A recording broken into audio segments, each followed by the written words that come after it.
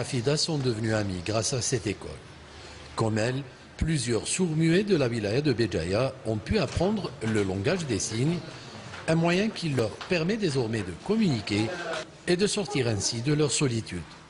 Avant, oui, à la maison, je faisais que le ménage, j'étais perdu. Je ne communiquais pas avec les gens. Je me sentais frustré. Il n'y avait pas de contact avec les gens. Une fois par hasard, j'étais en compagnie avec une amie. En bavardant, j'ai vu un panneau publicitaire qui disait pourquoi une école va s'ouvrir pour le langage des signes. Là, ça m'a donné une idée. Je voulais à tout prix apprendre le langage des signes. Maintenant, je me sens très bien. Je communique avec les sourds. Je suis épanoui et je suis bien. Cette joie, ils la doivent à cet homme, Nadir Belabbas, est lui-même sourd-muet. Sauf que lui a eu la chance de suivre une formation à l'étranger qui lui a permis d'apprendre à s'exprimer d'une façon impressionnante. Une chance qu'il a voulu partager avec ses semblables. Il m'était impossible de rester indifférent.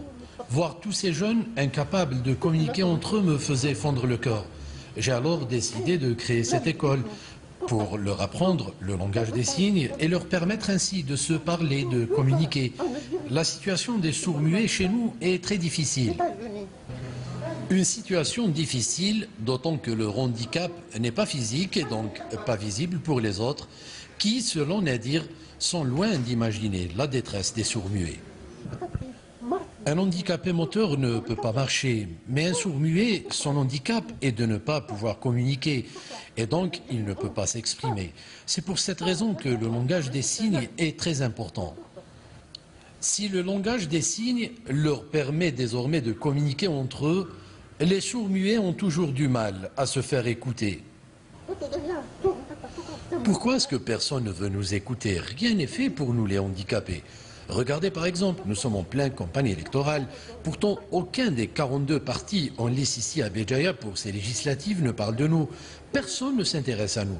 La législation dans ce domaine reste trop faible à mon avis. Moi, je milite pour que ça change.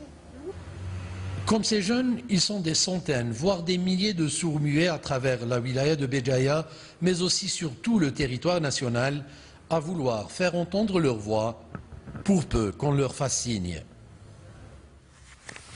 La commune de Koléa, dans la wilaya de Tipaza, a commémoré aujourd'hui le 56e anniversaire de la disparition du Shahid Swidani Boujema'a, une commémoration en présence du secrétaire général de l'ONM, l'Organisation nationale des Moudjahidines. Une gerbe de fleurs a été débossée sur la stèle commémorative avant la lecture de